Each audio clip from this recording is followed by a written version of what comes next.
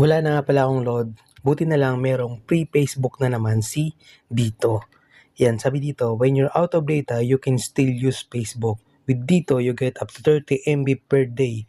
So, nagbibigay sila ng 30 MB per day. Ang maganda nga lang dito sa pre-Facebook niya ay kita yung pictures. Yes, kita yung mga pictures. At hindi lang ito. Hindi lang Dito ang nagpo-provide nito. Pati si Smart, Talk and Text, Globe, TM, yan, except Gomo. Okay. Yan. So, meron tayong 30 MB per day para makita mga pictures sa Facebook. Yan. Pero, applicable lang po ito sa mga Facebook Lite. Yan. Kasi tipid lang po sa data ang Facebook Lite. Tapos 30 MB, tatagal yun. Okay. Yan. Kita ang picture, wala akong load. Saka tingnan ito nasa taas, itong Basic Mode Plus.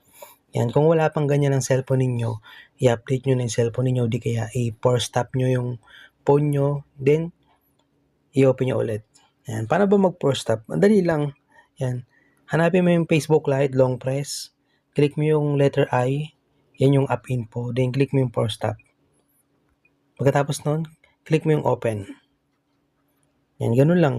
Nakita dun sa taas itong Basic Mode Plus. Okay, so mabilis siya. Mas mabilis siya compared sa may load. Yan. Check natin sa Facebook kung gumagana. Facebook app. Facebook app. Sabi yung Facebook app ko yun sa loob. Nakatago.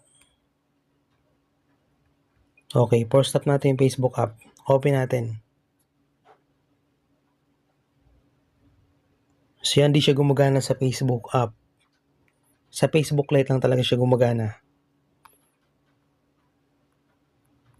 30 MB lang to per day. Kapag naubos na yung 30 MB mo, text na lang yung pwede mong ma-open sa Facebook Lite.